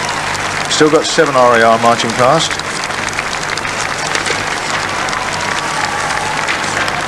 In fact, the associations, these regimental associations, I think the people who organise them deserve every credit. Our great regret is that, of course, we can't mention everybody by name, and they do go past so fast, and so we still lost 2 RAR. There's another young digger. There's nothing going to stop that, but they all keep in contact, they all help each other. And again, somebody else marching with their father, or perhaps marching with the father of, since their own may not have come back. Well, the simple rules of arithmetic tell us that 8th Battalion are coming up next. It should be 8, and then 9, and then, of course, the fabulous 2. 7, by the way, in their first tour, they fought the battle during the Tet Offensive in '68. Now, there were 30 battalions for larger size operations, and they, including the Tet operations. And the battalion fought in 6 major operations. In the second tour, they were involved in almost continuous operations during the whole of their second 12 months. 7 RAR was linked with 5 RAR to form the 5/7th Battalion mechanised at Holsworthy. And this keeps alive the mechanised capability of the current regular army based at Holsworthy. And that was the tough one, the Tet Offensive in '68, one of their major battles. Yes, indeed. As they were called out, they either went to Bien Noir or Long Khan as the Americans and the Allies and the Australians fought desperately to hold the line, as we said before, as the North Vietnamese mounted a 6-divisional thrust right throughout the whole of the country, hoping that the whole of the South Vietnamese population were going to join an uprising and support them, but it didn't. And they were fought back into the hinterland. It must have been quite extraordinary, this constant battle. I note that 7th was involved in virtually continuous operations during the second tour. What does that mean? Into a battle, out by helicopter, virtually back straight into somewhere else? Indeed. There was no let-up, but what a magnificent turn-up made RAR. Interesting point, Peter. The battalion's first commanding officer was Lieutenant Colonel Joel Langtree, who's now the Executive Officer of the Strategic and Defence Studies Centre at the Australian National University in Canberra. Well, Joel said he was coming down to march here today. I've got a funny story to tell about 8th Battalion, you know. I recall hearing that Privates Dooley and Delahunty remember a well-known major. They'd only been in the Army 3 weeks and they were still getting used to the fact that officers are not normal people and you have to salute them. I understand they didn't salute one, and the penalty was 2 weeks gardening duty. Who was the major, Peter? Wasn't me. Well, my spies tell me... This is one of the Furfies going round. There's 750, of course, in this unit. They fought in Phuoc Toi province. They took 18 killed in action, and there were 105 wounded. And currently 8 RAR is linked with 9 to form an 8/9 RAR of the brigade based in Enoggera in Queensland. Yes, that's 6th Brigade. 8/9 Battalion do a bit of amphibious work with the Navy these days. There's 9 coming in. 9, the last of the great battalions. We did, I believe, just miss General Jeffries, who was then Major Jeffries, but is now Major General.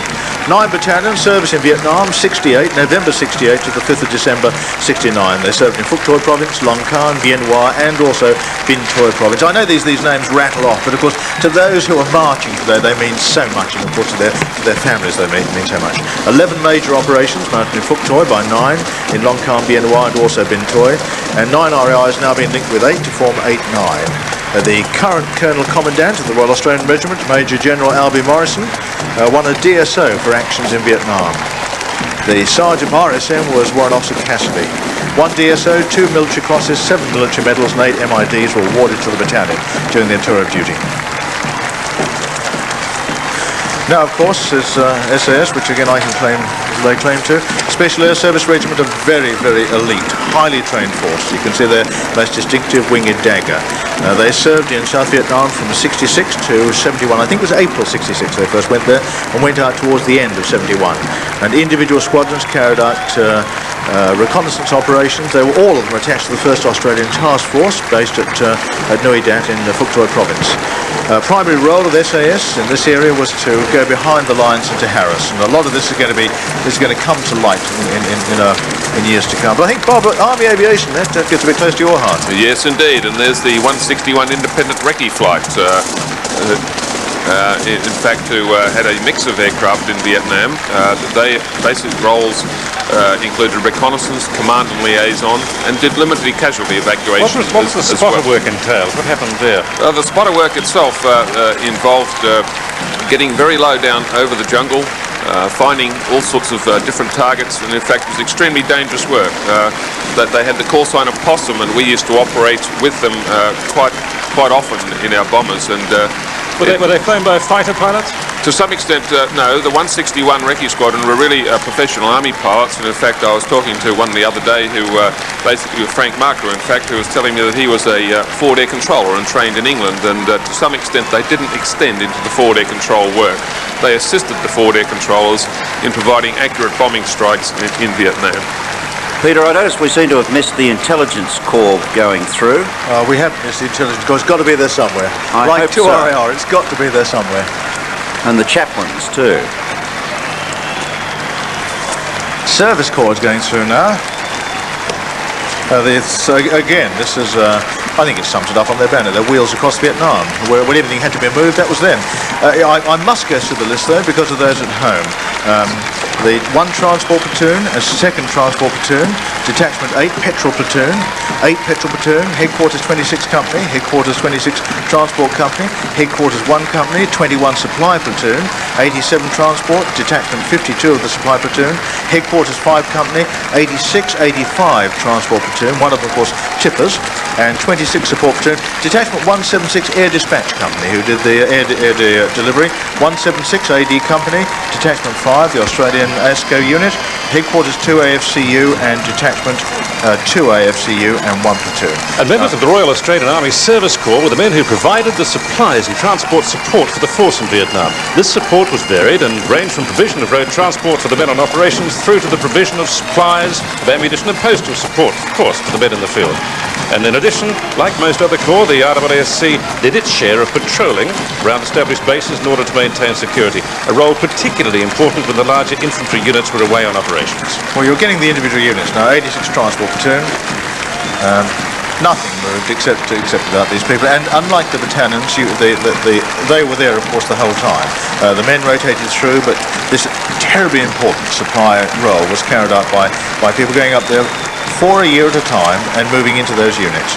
86 Transport Platoon just marching past now.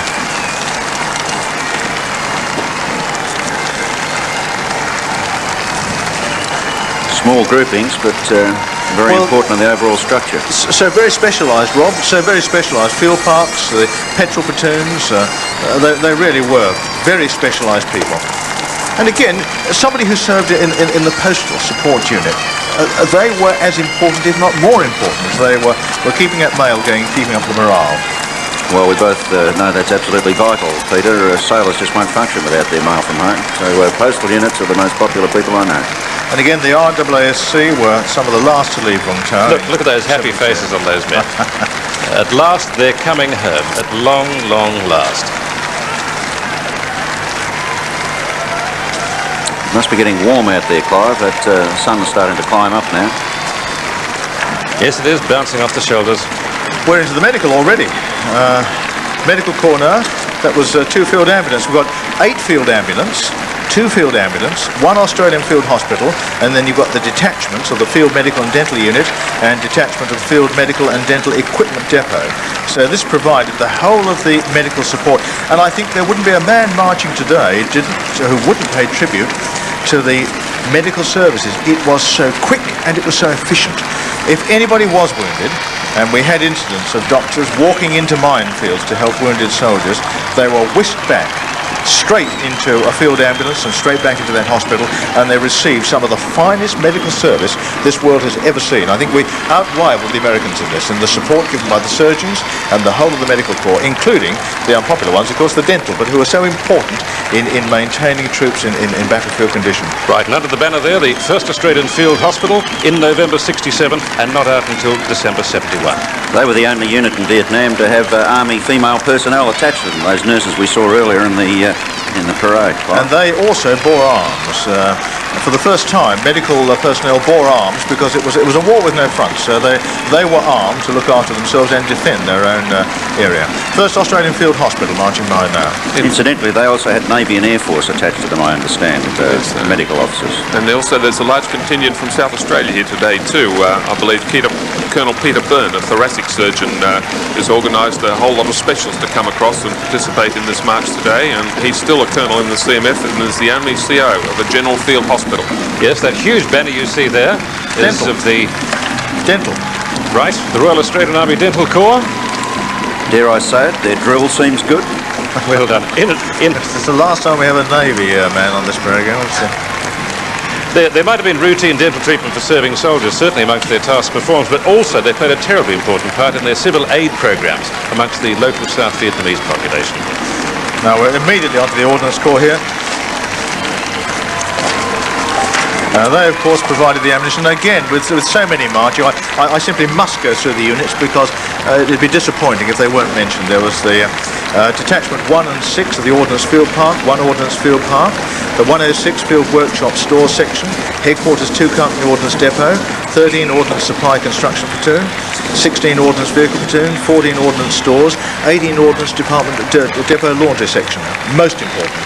15 Ordnance Ammo Platoon, 19 Ordnance Supply Construction, 20 Ordnance Stores, 20 Advanced Ordnance Depot, 1 Independent Squadron Workshops, 1 Armoured Squadron, 106 Field, 101 Field and 102 Field Workshops. That's right, these men looked after everything. Armoured, engineer, cargo, light personal vehicles, ammunition, small arms and artillery ordnance. You can't fight without it. Small arms, weapons, communication, electronic equipment, clothing, motor transport, spare parts, they did the lot. And straight into the Royal Australian Electrical Mechanical Engineers. And again, if you go through their order of battle, which is simply too large almost, because they provide that very specialised electrical mechanical engineering support to everyone there is. The armoured personnel carriers, the cavalry, the gunners, transport, the armoured squadron workshops, the divisional workshops. They provide this very specialised support, which perhaps goes beyond the combat engineering of the engineers. Very highly skilled people, and you can find them everywhere. And again, this sort of engineer is everywhere, and they're as far forward as any piece of equipment. Yes, and the men you see before you on that screen were heavily mortared 3 times and subject to numerous probing patrols in the early months of their service in Vietnam. Which, of course, they themselves fought back. Make no mistake, these are combat troops. In fact, everyone who went over there was a combat soldier. There's a tear, perhaps, there from... One can understand why. Those Australian flags are still being waved with enthusiasm. Who have we got coming up next, Peter? Well, I'm hoping it's going to be 2RAR. We're still on Raimi, yes. We're still getting the individual units. A very large turnout, and they're marching very well indeed. Of course, most of these are very highly skilled tradesmen who had no problem slipping back into civilian life. Presumably this is one area of the Army which will be expanding these days with the high technology equipment coming in. It is high technology, working with missiles, much the same as the Navy and even more so in the Air Force, I suppose. The high technology equipment coming in, but Army itself, with its Rapier surface-to-air missiles, demands this sort of high technology electrical mechanical engineering. Right, that was the 106 field workshop that just went through. That was November 68 to October 71. They were in Phuc Tri province and located in Nui Dat. And there's the first independent armoured squadron workshop, as you can see, supporting the Armoured Corps. And behind, 1 field squadron workshop. You're just going to get the workshop and the light aid detachments and the stores of these units coming by one. Very highly skilled tradesmen and very brave, very gallant combat soldiers as well. In fact, many of these would provide the basis for the today's Australian civil industry, civil engineering industry, and building and creating a new Australia. You're quite right, Bob, because their skills are so easily translatable. And as you say, Peter, they were all fighting men in Vietnam. Sergeant Sandy Turcock was decorated for his part in the Battle of Binh Ba in the 1st Armoured. So I haven't been too good on my band recognition today. I wonder if you could tell me who that is. No, they've just passed out of camera. Just missed them, but it might be just as wise to point out how good they are. There's the New South Wales Police Pipe Band. None of these parades, the Anzac Day March nor this, which I have a feeling is going to be an annual or at least a biannual event, could ever take place without the volunteer efforts of these bands. And marching behind a good band makes all the difference to a good battalion. Yes, that's the New South Wales Police Pipe Band, as you see on your screen. Well, I'd hate to have a competition to see which was the best band that's played today. Happy to have one for a hat, but I think the bands have all been excellent.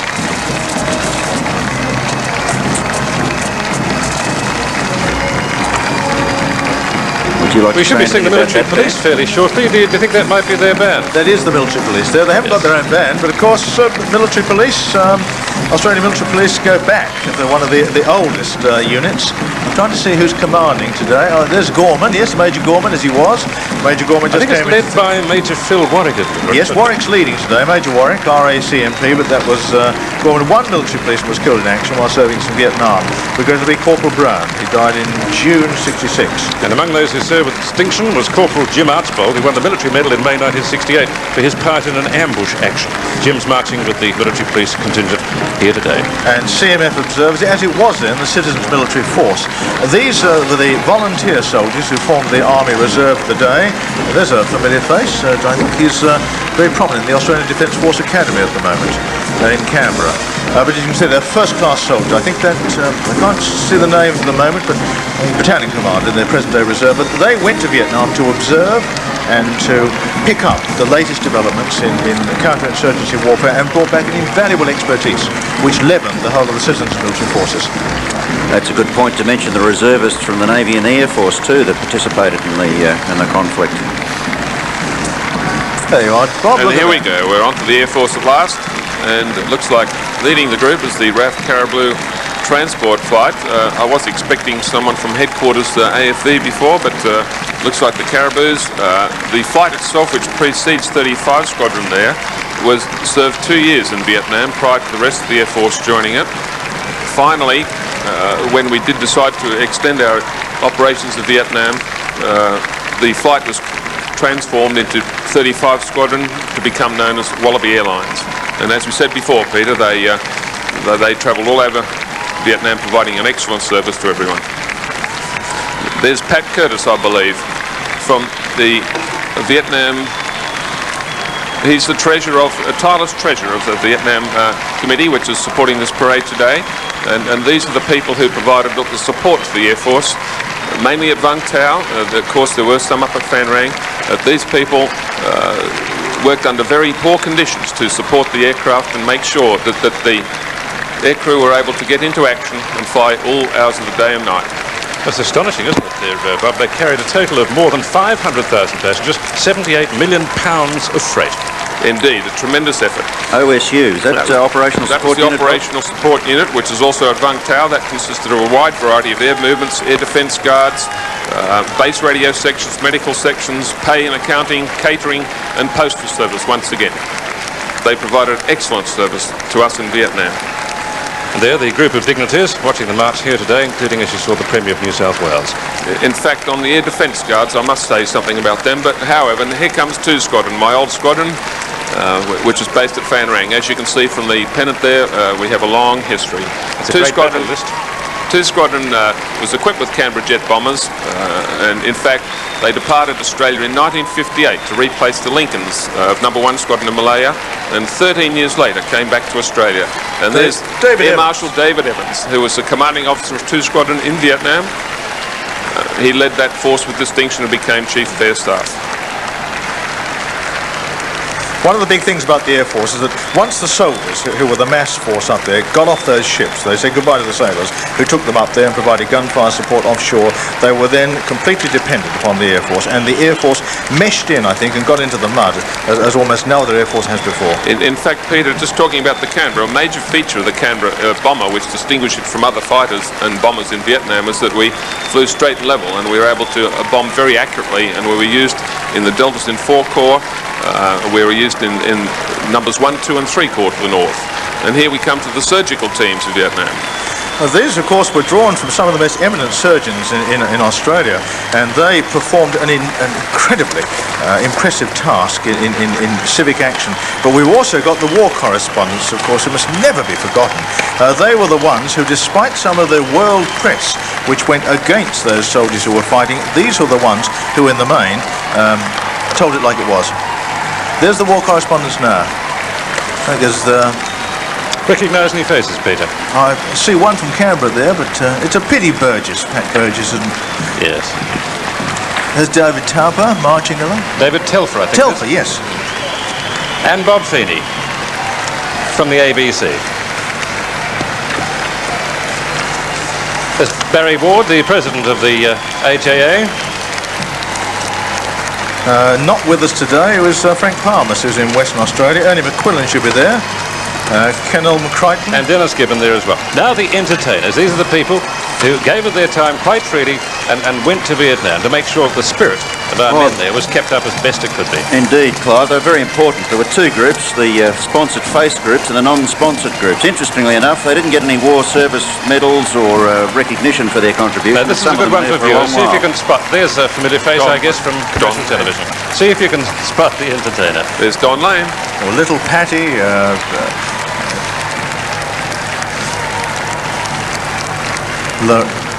Lorraine Bailey's there. Lorraine Desmond, I remember her coming up in Fan Rang, giving us a welcome show. She was almost the Vera Lynn of that. She was indeed, Clive. We remembered her that way. I think they'll get a good round of applause when they get to the end of the march. There's every man's turn. They always had a hut. They maintained a hut. There was always a cup of coffee. They were always there with assistance. Been going since 1942, and it's good to see them marching here today. Again, a lot of people owe a great debt of gratitude to the Everyman organisation. And they're now, of course, helping in the counselling service for Vietnam veterans. New Zealanders are Maori coming through. Maori warrior for the New Zealanders. In fact, the New Zealanders, as I said earlier on, were very much integrated into the Australian Air Force side of things, and we had forward air controllers who came through and trained with us in Fan Rang and then went and operated in the field. In addition, we had New Zealanders who flew with Number 9 Squadron, which I noticed wasn't identified there earlier on. Number 9, the helicopter squadron from the Australian Air Force. Been a lot of New Zealanders come across for this march. You might have noticed some New Zealand flags amongst those on the side of the street. I think the one which comes out is 161 Battery Royal New Zealand Artillery, but now we've got the Americans and a very large contingent there, and as you can see from the Green Berets, a very large number of special forces who served very closely with the Australian Army training team and members of the 173 Airborne Brigade. Of course, our 1st Battalion served with 173 in Bien Hoa. That's right. The parade marshal for the US contingent is Jim Craig from Chicago, Illinois. The assistant parade marshal is Chuck Kizzies, who in fact is a Sydney resident. He's formerly from Exeter, Pennsylvania. That's him there. The smart eyes, right? Incidentally, the Royal Australian Navy and the United States Army formed an entirely integrated combat team at one stage of the war. Well, we're still missing 2 RAR, and we've slipped by without intelligence being on screen. And look, they're shaking hands with the crowd. And of course, a large number live in Australia. They've got their post down under, as they call it. A large number came over. But of course, there's such an expensive flight to come from America. But in fact, Peter, I was talking to Neil Ralph, who's Deputy Chief of Naval Staff now, and he was saying that from the Bronx there, who's slapping the flesh, as they say. Admiral Ralph was saying that they keep in great touch with the regular touch with the Americans that they serve with, and they have a lot of reunions together as well. And now the people who were thoroughly affected. Just a moment ago on your screen you saw the Vietnamese contingent. And now here are the Koreans, who were also, of course, there under the aegis of the American forces, I think. Well, they had the Capital Division, the Tiger Division. They had the 2nd Marine Corps Brigade called the Blue Dragons, 9th Infantry Division, the White Horse, and the Rock Force Vietnamese Vietnam Field Force Command. I can recall one night the Hobart supporting the 2nd Marine Corps Brigade, providing fire during an attack. And they stunned us with how close they called the fire down on their own lines to ensure that they would survive. Very savage soldiers. Highly feared force. Yeah, they were indeed. They're led today by Colonel Sim Yong Park. They, in fact, helped protect Fan Rang too. We had our air defence guards looking after our base at Fan Rang, where we had 8,000 people. In addition, the Koreans themselves provide extremely good guard service to us. I don't think we've got any Thais, nor yet Filipinos. But here once again the Vietnamese Veterans Association, and these are real soldiers with the girls in the familiar dress, the Arzai. And quite a turnout for them too. We have what from them? A flag party, the Navy, Marines, Army, Air Force, Police.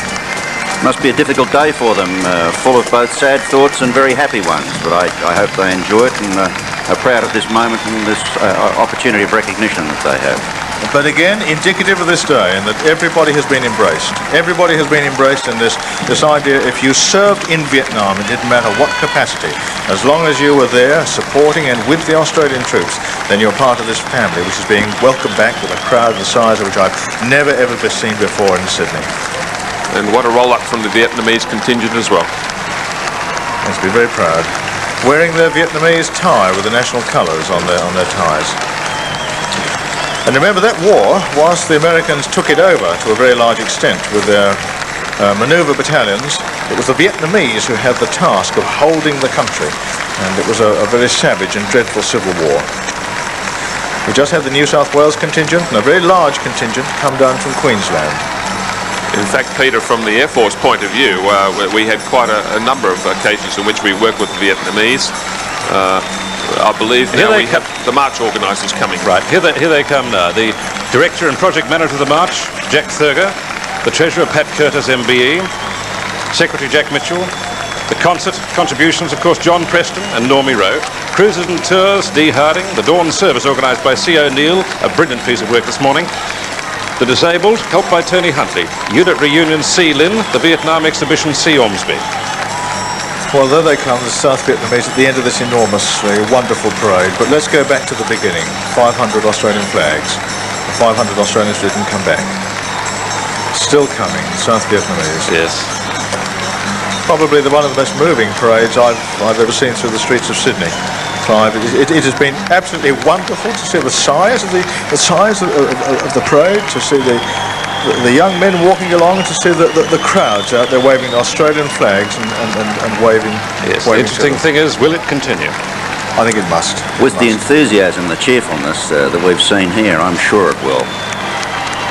Yeah, here are those organisers. Coming into camera. Yeah, let's give a quick credit to the committee who've done so magnificently today. W. Darlington, T. Doyle, J. Husband, F. Hyland, D. Arthur, B. Moore, C. Gardner, B. Wooden, G. Reid, B. Millard, C. Lynn, M. Scase, C. McQuillan, D. Barnes, C. Thurger. All of these people have worked so tirelessly to make this magnificently successful Vietnam Veterans Reunion Day. I can tell you one thing, Australia can be very, very proud of them. Look at that crowd.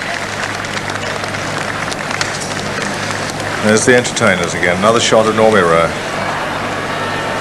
March organisers. Oh yes, he's part of the entertainment organisation. The march organiser was Jack Thurgo. I mentioned his name briefly, but really he deserves such strong credit for the way that it's worked out this morning. There are the dignitaries, no doubt all of them with somewhat tired toes this morning.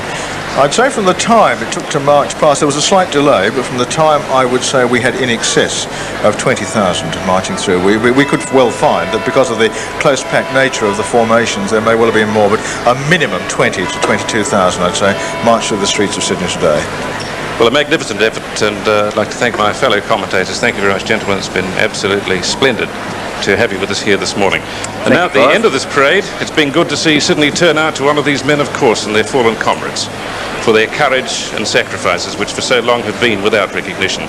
The crowds here on the streets have given these men a reception that they richly deserve and will always remember. Somewhere tonight,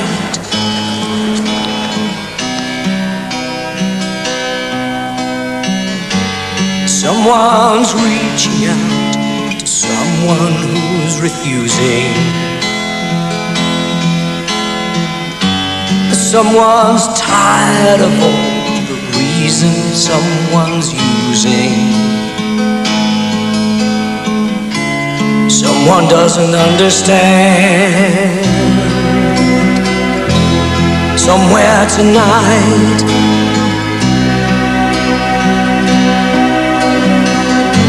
someone's thinking back to someone who got closer. Someone's realizing something's really over. Someone's thinking it's too late. Someone's thinking it's too late.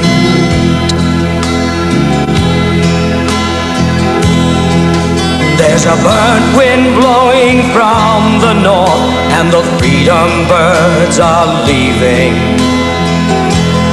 As long tan is inked indelibly, your welcome home is freezing.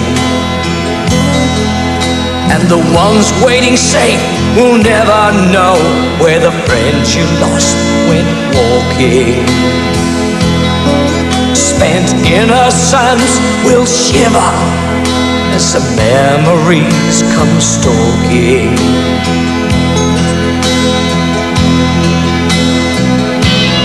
And I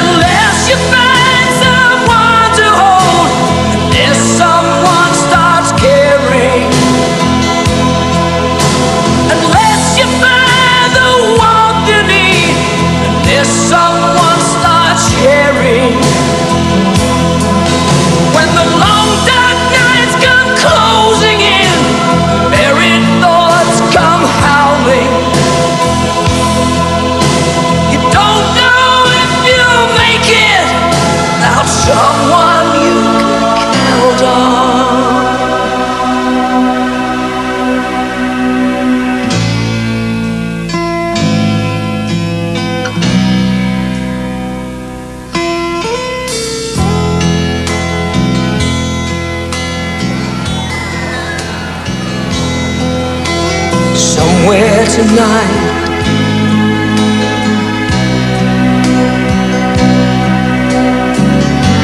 Someone's packing up, someone's really leaving.